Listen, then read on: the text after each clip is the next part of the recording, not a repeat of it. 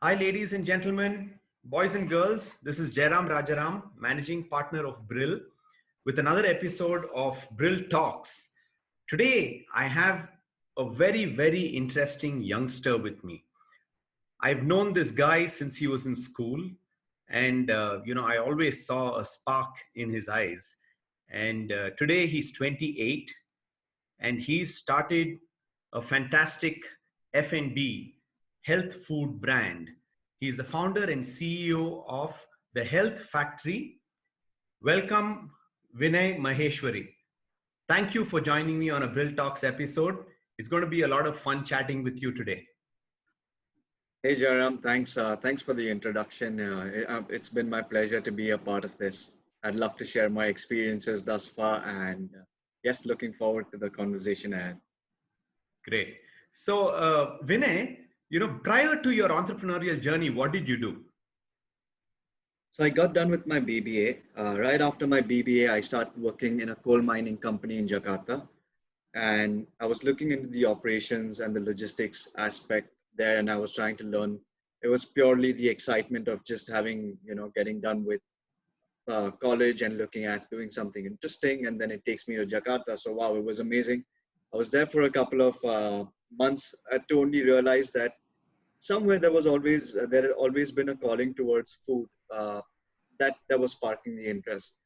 So, just after some time, I got back to India, and I was fortunate enough to be interviewed by Mr. Ken Palazzi and Mr. Suchit Rastogi from SRS Pharmaceuticals, and who started working under the FMCG brand of SRS Pharma, known as SRS Unistraw, where these guys make straws. You take a straw, you put it in a glass of milk and sip through it, it gives you flavored milk. So I was looking under the operations, and I was directly reporting to the senior management.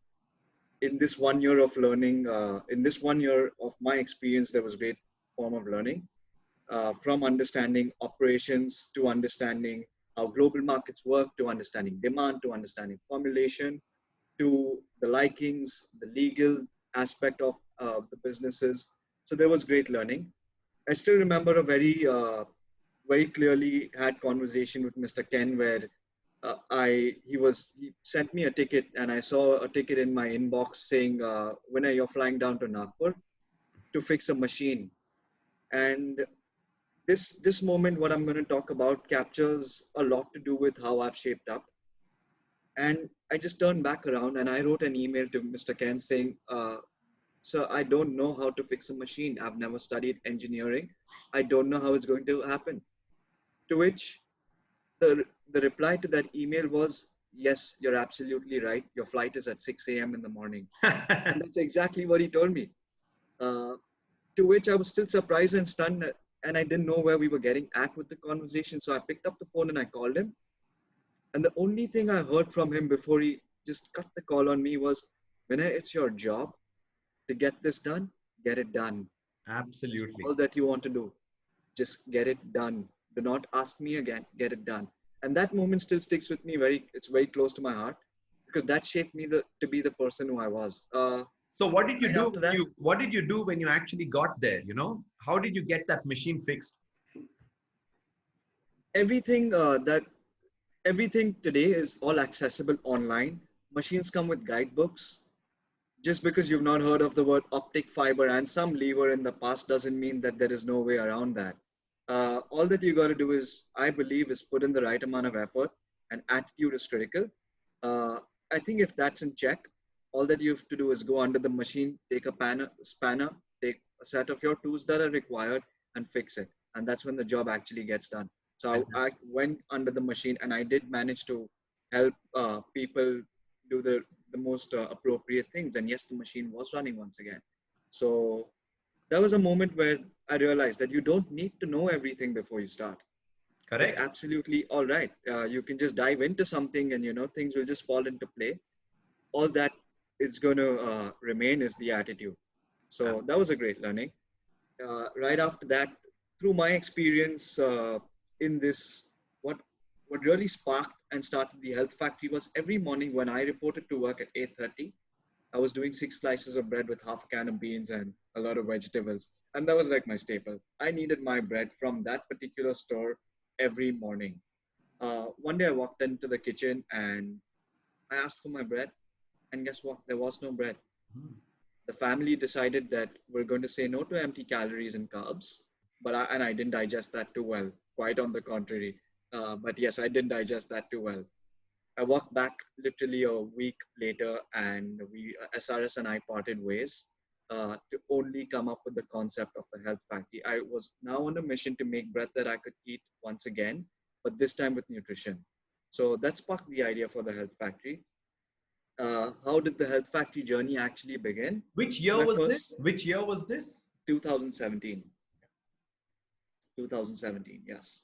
And obviously, I didn't know how to make bread because I was a BBA graduate from Symbiosis, and before that, I was then working in operations, so in a very different segment. But my first search on Google, I still remember, was how to make bread, and it spoke to me about the five most or four most essential ingredients how bread is made. So that's flour, sugar, salt, water, and yeast. Follow a procedure, and your bread comes out. But bread is more than just that. I think it's all art to it. It's art, science, and passion. I think the bread we eat has got a lot of love that has to go into it, because it's just not a strict procedure, but it's about feeling the dough, understanding the dynamics behind it, understanding the structural aspect of a product, to then coming up with something that tastes amazing and smells phenomenal. Uh, so yes, while my search went on, uh, my next search on Google was bread classes in Mumbai. It took me to the 21st floor at Gwalior Tank into some building where I still clearly remember the name of this lady, Wow. Mr. Sudha, Mhm. Mrs. Sudha. And I walked into the house with a bunch of 6, 7 boxes with protein inside them. And I said, ma'am, I'd like to make protein bread. She said, what is that? I was like, oh, we're just going to randomly mix some ingredients and Yeah, see so if something what? comes out. So what is protein bread? I'd like to know. Okay, so what I'm going to get to that. So when I started formulating this, there was no luck. What was the idea of the protein bread was when I started studying my close knit circle, that's my friends and family. I realized that everyone was facing this problem. A very generic question asked is what would you like to eat? When I make a statement, when I pass a question like that, I didn't expect a very certain answer. But what people gave back to me was a balanced diet. In the fast-paced urban lifestyle that we're living today, uh, I don't think anyone is getting that balanced diet. It's not that they don't want to eat it; it's just not very convenient. No one's going to put 6 things for you on the plate early in the morning before you leave because everyone today is just working. So we're in this speed life where we have to wake up, get to work, get back, and the routine continues. What is very important, critical, essential is nutrition. Yes, I absolutely do believe in the saying that you are what you eat. So it is very essential that get the right kind of nutrition. Coming back to your question, saying what is the protein bread? We took everything from your balanced diet and we put it in a slice of bread. So the health factory is nothing but a intersection between consumer lifestyle, consumer behavior, and food option. What lies in the middle is the health factory. So everyday consumer products without habit transformation. Uh, that gave way to India's first high protein bread. Yes. Very nice. So, Vinay, when you started off, how did you get your initial seed capital? Did your family help you, or did you raise capital? How did you go about doing that? How did you convince your family, if it was family, or did you raise external capital? So I'm first generation entrepreneur where family doesn't belong to this industry, Mhm. where we were in jewelry and handicraft and we look into export, etc. The family, yes, was very supportive. I was at no given point questioned saying, why don't you want to join us? Mhm. They said, go where your calling is, do what you truly love. From that front, support all thanks to, all credit goes to family. I was blessed enough to tie up with the partner and find the most appropriate partner from SRS Pharmaceuticals who I was working for. So when I did leave the organization, I said I'm going to come up with a protein bread. The idea was very good. It was new. It was unheard of, and he said that Mr. Suchit Rastogi, and thanks to him, I'd love to share this with him right after that. Uh, yes, that helped me sleep very well at night. His team was there to support, and more importantly, So the he helped you mentorship. raise capital, the seed capital as well? Yes, yes. Okay. He infused the first capital into the organization for me to set up my infrastructure and my team. And because I knew he was around, I slept very well, thinking about the future goals. Very good. So, where is your factory, and how did you go about setting up that factory? How did you build your initial team, Vinay? That's something that I'm always curious about because your team is everything. Absolutely. So in my early days, how I built my team was while I was researching about how to make bread, and I failed continuously and failed and failed and failed, but bounced back, failed and bounced back, failed and bounced back, and I just keep repeating this as for as long as I can because that's exactly what happened. What I realized is let me walk into an Edward bakery that supplies bread to the railway station to understand what the dynamics of if I am able to make a product like this, how do I actually set up something? So 4 a.m. walk-ins into the from the backside of the bakery, telling them that guys, I'd like to understand what is the equipment, what is the labor that is going to go behind setting up a factory.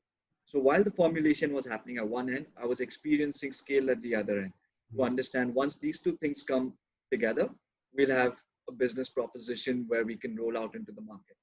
So once I understood the dynamics of that, I could identify my set of key bakers that were going to be responsible for replicating the process over and over again. How did you find those guys, and how did you recruit them? How did I find those guys?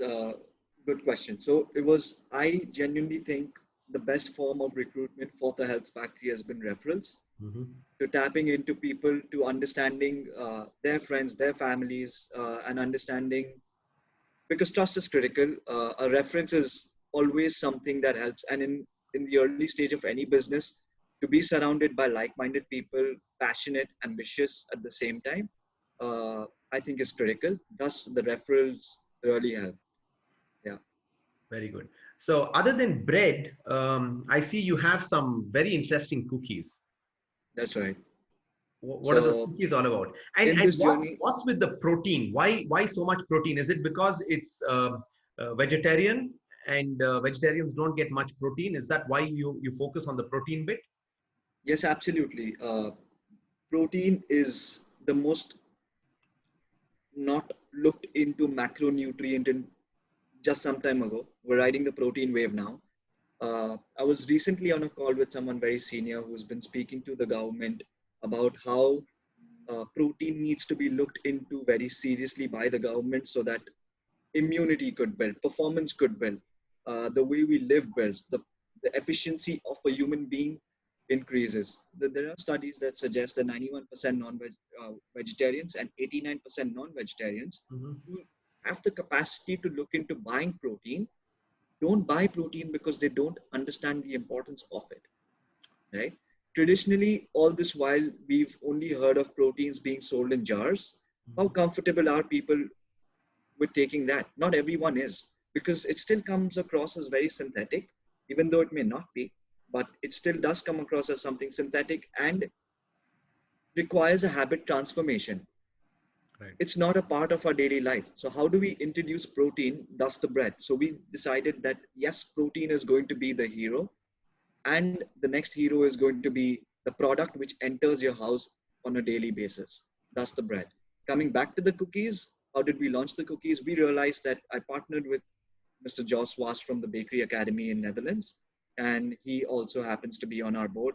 And Joss and I together clicked, and we've ever since we've tied up, we've been looking into formulation very closely. We realized R&D is our strength, and why not give way to the protein cookies as well? The category size is humongous. We're looking at a 33,000 crore category size in the country. So I think tapping into that makes absolute sense. Perfect. So now that takes us to the sales question. You supply to some of the leading retail outlets in the country now, right? Yes, absolutely. So how did you go about selling your initial product? and taking it out onto the This shelf. is this is an amazing story. This is something that I look back to and smile very often at because it was indeed a very good experience. It was a rainy morning when my cousin and I, Mohit, who now handles the factory, decided that today is going to be our launch day. Mhm. We packed product, got it to the factory, tied up with picked up bikers from Zomato, Swiggy, and decided that these are going to be our riders who are going to be supplying to our subscribers. So we decided that we're going to go through the subscription route to understand the consumer dynamics, to understand the acceptability of the product. And we tied up with these guys. We got them at 5:30 in the morning. I was down at the warehouse dispatching product. But the problem here was I gave him 20 products. He said he delivered to 10, but he got back 15. The math didn't work out. The math absolutely didn't work out. What we It was decided today was the launch day of the health factory, so we're not looking back. Yeah. We got onto a bike. Mohit and I got onto the bike. Mohit was riding. I was holding the stock at the back, and I kid you not, from Colaba to Cuff Parade, I walked up to every single house that I knew of, who I had to tap into, rung the bell, and said, "Hey guys, today we started the health factory. This is a product from us to you." Lovely. Uh, So these were your subscribers who had subscribed. That's no. So these weren't our subscribers. This is Okay. day one, a Okay. gift from the health factory to our friends and family. Very good. And when we did something like this, and we did this repeatedly over a week, and we tapped into different areas in Bombay on a bike. We made the product in the afternoon, traveled on the bike at night, and we repeatedly did that every day for 7 days.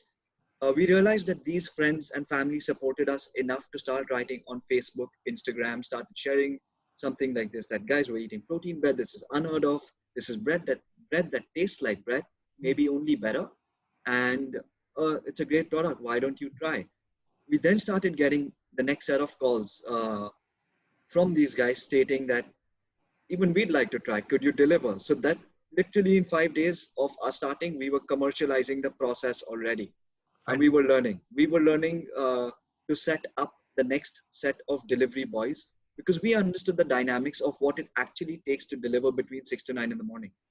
So then we set up our bikers, and these subscribers were friendly enough to walk into retail stores and ask for the product over and over again. Now, Wow. what an observation. That's a very, very interesting point.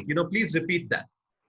So our subscribers walked into the retail stores, and because his friend could not reach out to me directly because I was the block in the funnel, the only way to get protein bread was to get in touch with Vinay.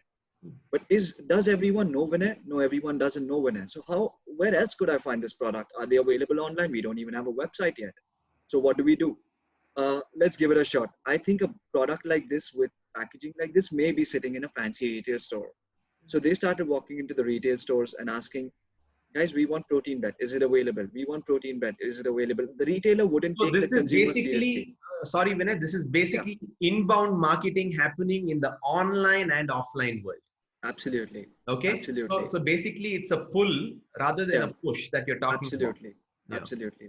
We managed to create that demand. We managed to create that experience for the consumer. So, like I said, the subscribers, friends and family, and their friends and family, and their friends and family were supportive enough. They wanted to try the product. They found an interest in trying bread because everyone was on the same page. Empty calories, carbs. How do we find the next best alternative? They walked into the modern trade and general trade stores and repeatedly asked for the product over and over and over again. The retailer takes it very seriously when a consumer keeps coming and asking for the same product over and over again. We were then sent emails on info@thehealthfactory.in saying, who are you guys? Where are you available? Can we get some of the product? We'd love to meet you. And that's when the first set of meetings started with the retail. Lovely. So currently, do you have full-time sales guys who go out to these stores and to build new relationships, or is it still inbound? Currently, we do have a sales force, Mhm. but we don't have a sales force which a traditional business demands. The reason being, our repeat orders need to come in via telecalling because the industry is such that you cannot have so many touch points and repeat product, because the delivery happens every day or every alternate day, because the nature of the product is perishable. So it is technically not possible to walk into retail stores and collect orders. Thus, telecalling is one very important aspect of our sales channel. Yes, like you said, we do have a sales guys to open new channels and new verticals and alternate sales strategies. Fantastic. See, Vinay, you are a youngster, okay, and you've achieved so much at a young age. Do you have any message to the younger generation who are starting off now? A very interesting thought, a very interesting observation that I had. I usually work from 9 a.m. in the morning right up to 11:30 p.m. Those are my usual hours. While some people say working smart is important, but I cannot give up on the fact that working hard is important. So I believe that there are three layers of consciousness as human beings, which we first need to tap into before moving to the next level, which is more subtle.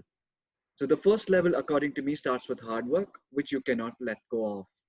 The second one is a realization where you realize that you're building your set of people around you, which means you can offload your work and you can channelize your energy somewhere else, which means now the system works, your focus changes, the dynamics change, and thus you move into the next stage. So this is a very important stage where you're observing things, but at the same time executing at the same time. And according to me, this last stage, I think that's still some time away, is when things just happen, because you're building an organization, you're building ethics, you're building culture, you're building just everything around you in a fashion where everything is in synchronization. And once that happens, you don't need to be a part of the system, because your team believes and everyone in your organization believes what you believe in. And I think that's when everything just changes. And that's exactly how I think these big businesses are being built. I think these are the organization structures, uh, uh, the ethics that we need to now build into the organization.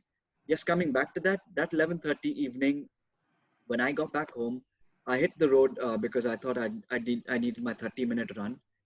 I was on Marine Drive, and I just asked myself, you know your end goal today, which means you're going to do those many kilometers, you're going to reach that point. So I looked right up to the destination and I decided that's where I want to be. But what happened right after was I had to look down. I had to humble down as a person, look down, because I was going to come across people. I was going to come across benches. I was going to come across pebbles, stones. My laces would untie, which meant there were obstacles on the way. Uh, it was a great observation that I went through that day. So I set my goal that night saying I will do these many kilometers, at the end of which I will reach this destination. But guess what? I have to look down. I need to solve the problems that come while this run. And that's something I'd like to take back and put back into the organization, where it's very important to set your goal. It's very important to know the direction you'd like to take, but keep solving, keep solving. And I think it gets boring if there's nothing to solve. So Correct. We're not needed anymore, right? yes, we're not needed anymore. Yeah. I So think there are, unless there are problems to solve, there are no entrepreneurs. absolutely. Yeah. So what would you tell a youngster who's just getting out of college with his or her degree? Okay. What would your one message to them be? I'd say follow your passion. Firstly, very importantly, just belong to yourself, feel that very strongly, and realize that you will succeed. If I got to speak in front of a very large audience, something which I think we've all heard about is the joy of failing, but that it's beautiful. I think it's the most beautiful moments of my life I've cherished are because I've failed. But the Well only said. thing, the only thing that I learned is we need to learn. We need to unlearn and relearn. So the idiot of the 21st century is not someone who can read, learn, or write, but the idiot of the 21st century is someone who cannot learn, unlearn, and relearn. So Absolutely. it is very important that we continue this process, not give up, and stand back. Each time we fall, make sure we're not doing that again. And that in itself is not only from a business perspective, but even to shape up as a human being, I think it is very important. Very interesting. So where do you see the health factory in the next, say, 10 years?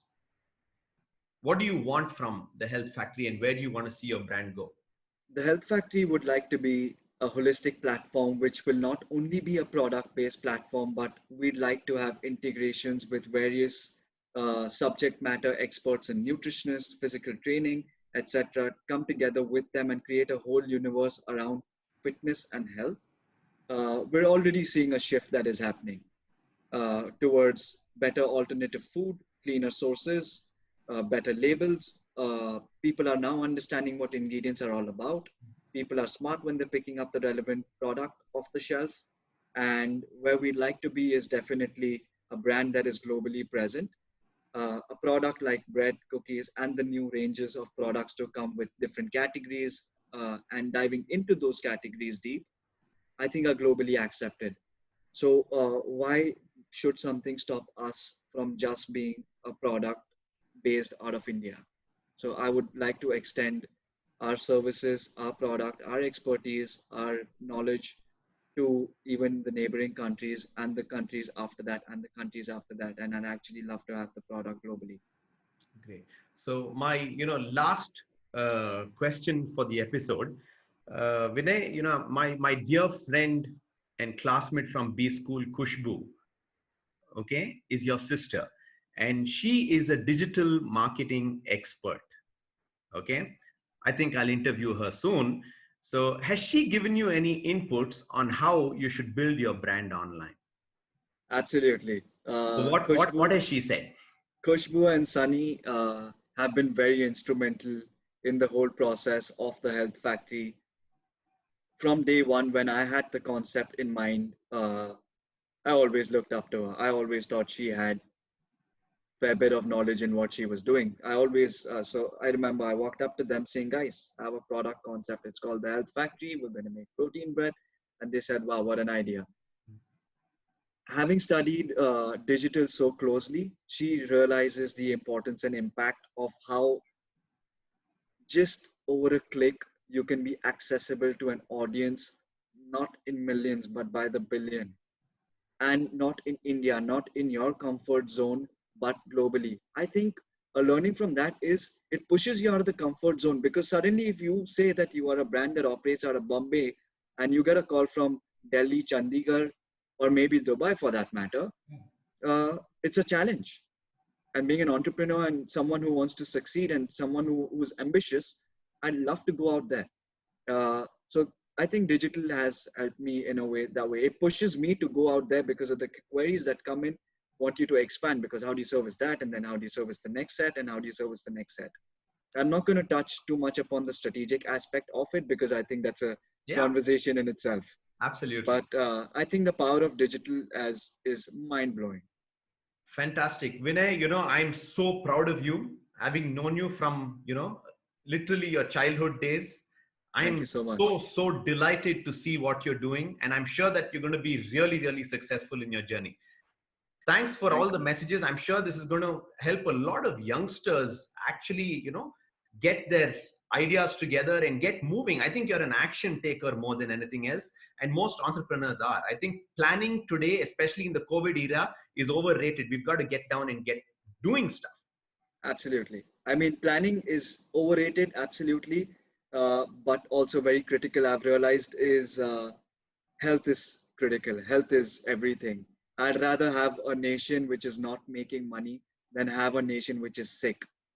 A quick, Uh, very good point. A quick question. I think I'll also learn from that. How are you managing the new norms? Because you fall in the essential category, right? yes. So when we open our factory, I want to know what is it that we should be doing? What are the regulations currently, and how is it that you're fulfilling them? I think first analyzing your entire process, drawing that out on the chalkboard, and relooking it, understanding the loopholes. We're all going to face problems from raw material shortage to packaging material shortage to staffing issues. And once we put all these pointers down, I think you can identify the missing gaps No, and I'm actually talking about the protocols, hygiene. the health Oh, all aspects, right. health and hygiene aspects. What is it Health. that you've done in your factories to take care of the safety of workers and, everyone around? So we've got multiple sanitization stations, right? From to me, the most important sanitization hubs are my house, my car, and the factory. These are my safe zones. So at every given point, I make sure that these safe zones are always safe, which means no entry of new people in the car. Uh, the car is always packed with plastic bags, which means anything that enters into the car is with plastic, which is then discarded. We're properly covered with masks, hairnets, earplugs, uh, properly geared up. Socks, shoes before entering the factory, we're leaving that aside in a basket. We're changing clothes. We're actually going through chemical baths. We Mhm. have sanitizer sprays, which we're spraying all over the body, leaving no scope for error. And that's the protocol that we've been following. So are temperature checks mandatory now? Yes, absolutely. Okay, fantastic. Thank you, Vinay. Thank you very much for joining Thank me you, on a Brill Jayam. Talks episode. It was a real pleasure talking to you. It was a pleasure I've indeed. I've learned a lot from you as well. Thank you so much. Thank you, Jayam. Yeah. Bye. Bye.